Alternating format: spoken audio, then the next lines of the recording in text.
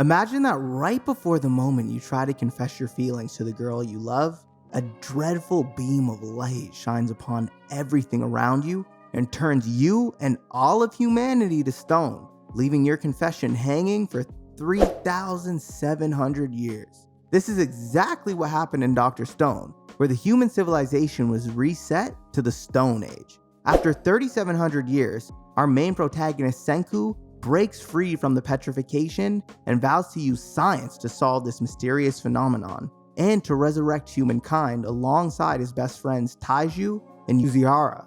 Dr. Stone's main trio consists of Senku, a genius with an encyclopedic knowledge of everything related to science; Taiju, a straightforward, kind, and muscular kid who uses his durability and stamina to help Senku carry out difficult physical tasks; and Yuzuriha, who is Taiju's love interest and who possesses astonishing crafting abilities. The name of the series comes from the fact that when people are revived after being petrified, all of their wounds and diseases are completely healed. The name of this series is Dr. Stone, and in today's video, I'm about to explain to you what the heck goes down in this anime. So sit down, buckle up, and prepare for the video. Let's get it!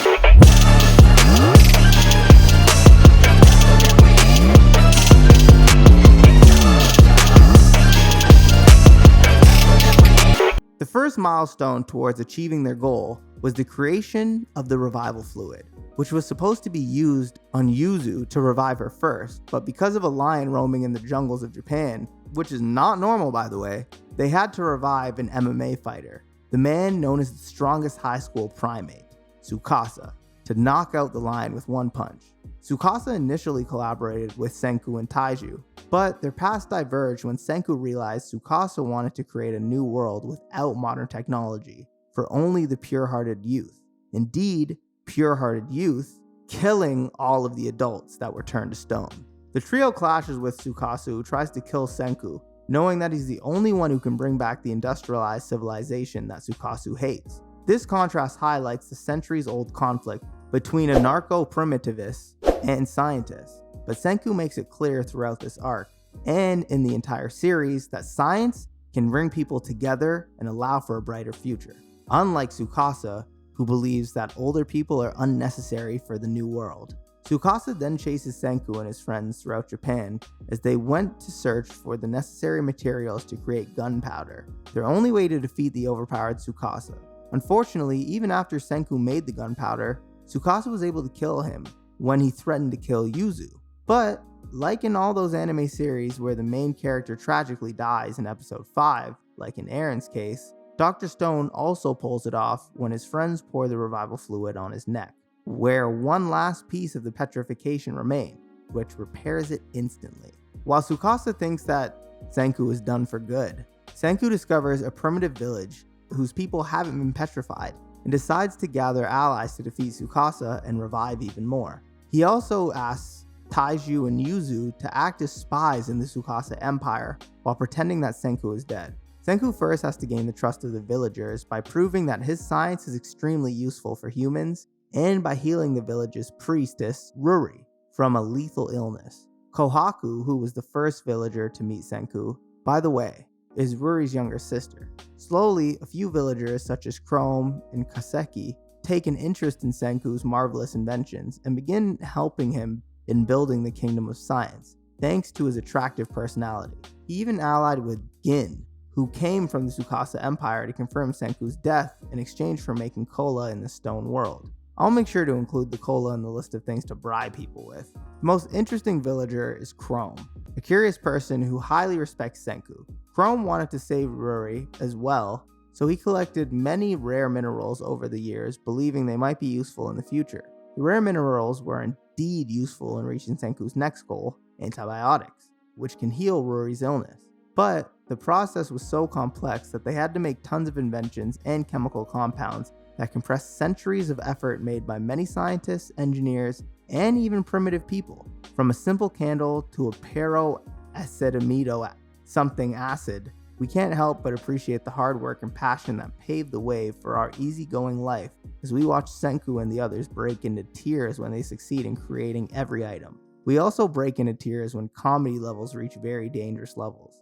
I mean, why we weren't told at school that peeing is an essential part of an experiment to create ammonia, or that making cotton candy can give us electricity. I bet many of us would have aspired to become scientists if we knew some of these facts. And one more thing, the silly and goofy facial expressions that help maintain a fun and lighthearted mood, believe me, these ugly faces can turn your gloomy day into one of the funniest days you've ever had.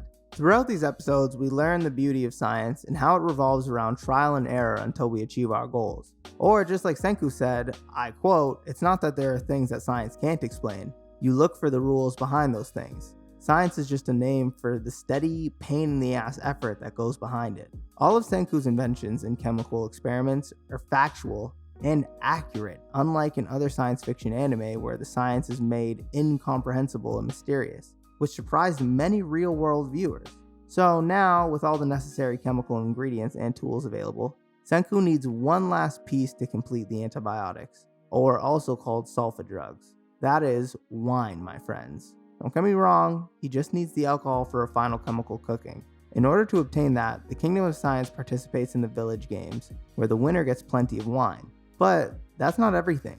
The games decide the next leader of the village and Rory's husband through one-on-one fights between the men, and they must prevent a muscle-bound jerk called Magma from marrying Rory. So many things are at stake. The anime delivers an amazing mixture of drama and comedy in the most intense situations, while emphasizing how clever yet amazing the simple use of science can be used to diminish big gaps in physical strength and level the playing field based on one's abilities. Anyway, Senku ends up unexpectedly the winner and is forced to marry Rory if he wants to get alcohol and have the entire village by his side. So he agrees without a moment of hesitation. But when the villagers insist that the winner must celebrate first and that Rory doesn't have much time left, Senku makes the fastest divorce in history. Senku finally succeeds in creating the sulfa drug and saves Rory, which makes everyone in the village willing to help him as their new chief. While this was going on, there was something that was bothering Senku this whole time, which is how the villagers survived the petrification and how they don't know anything about science and modern society. The answer to these questions lies in Senku's last name, Ishigami, which is also the name of the village. Rory then tells Senku the final story of the 100 Tales, revealing the truth behind the village's origins. Apparently, Senku's adoptive father, Byakuya, and his comrades at the International Space Station founded this village after witnessing the world being petrified from space. They realize they are the last ones left on Earth and begin to get out survival supplies, marry, and make children, while Byakuya assures them that one day Senku will make up and rebuild the world. And when that time comes, he'll definitely need allies. Rory then takes Senku to Byakuya's grave and tells his inspiring message to Senku, who sheds tears upon seeing a vision of his father in the grave. This really shows how much Senku loved and respected his dad, despite not being related by blood. With the entire village behind him, Senku sets the next major goal to prepare for the approaching invasion of Tsukasa's kingdom: cell phones. But before the Stone Wars can begin, the Kingdom of Science must protect the village from Hyoga, Tsukasa's right-hand man. They succeed in doing that during two epic and action-packed episodes that show Senku as not only a scientific genius, but a tactical one as well. To gain an advantage in the war, Senku shows his allies the roadmap to creating the cell phone and starts collecting the necessary materials, Making the vacuum tube was by far the most difficult task, and many members of the Kingdom of Science were about to give up. But all of their anxiety and disappointment disappeared when Senku created the first Christmas tree in this stone world, or when they talked with each other over large distances using phones. Fast forward 1 year, and the Kingdom of Science is fully prepared for war to seize control over the Cave of Miracles, where the nitric acid used as the key ingredient in the revival fluid exists. Senku sends Chrome, Gen, and Magma to infiltrate the Tsukasa Empire and to plant one of these two cell phones in their territory. After Senku has an emotional conversation with Taiju and Yuzu over the phone, he and Gen use their communication skills to convince and revert many people from the Tsukasa Empire to their side. Senku and the gang then set off to fight the enemy using a car called Steam Gorilla, which they later improved to become a war tank that fires a bluff bullet. The two kingdoms engage in an all-out war, and despite that, our main characters are outnumbered. Senku tells them to fight without killing anyone.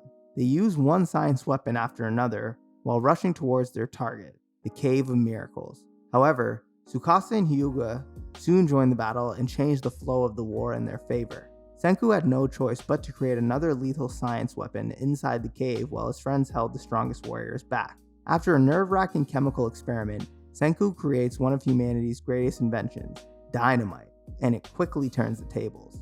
Tsukasa and Senku begin negotiations as they've arrived at a stalemate. Senku offers an attempt to bring back Tsukasa's little sister, who's been in a coma for a long time, hoping that the recovery properties of the revival fluid will save her. While Tsukasa chooses to trust Senku, Hyuga sets a plot to kill them both, but utterly fails when they form humanity's strongest tag team of science and brute force. During this side fight, Tsukasa is severely wounded, and the only way to save him was to petrify him and then revive him. But they don't know what causes petrification or how it works. So, to solve the mystery of petrification and save Tsukasa, the Kingdom of Science sets their next target towards finding the source of petrification, and this is how the anime ends. It was also announced that there will be a third season in 2023. Dr. Stone's greatest takeaway is that science can transcend human lives and link generations through its core values that revolve around progress and hard work. Senku shows multiple times how science promotes development and evolution for everyone. Once you put enough effort and dedication into your studies, you can excel in science and contribute to humanity's progress. Science also doesn't care about social status or any distinction. Everyone can use science, and everyone has the right to benefit from science. And let us not forget Senku's motivational catchphrase. If you've seen Dr. Stone, let me know what you think about the anime in the comments below. What was your favorite invention? And who was your favorite character? And if you still have not watched Dr. Stone, then you need to wake up and watch this anime immediately. It's honestly amazing. Don't forget to click the like button, hit subscribe, and press the bell notification icon so you never miss another video. Until next time, peace.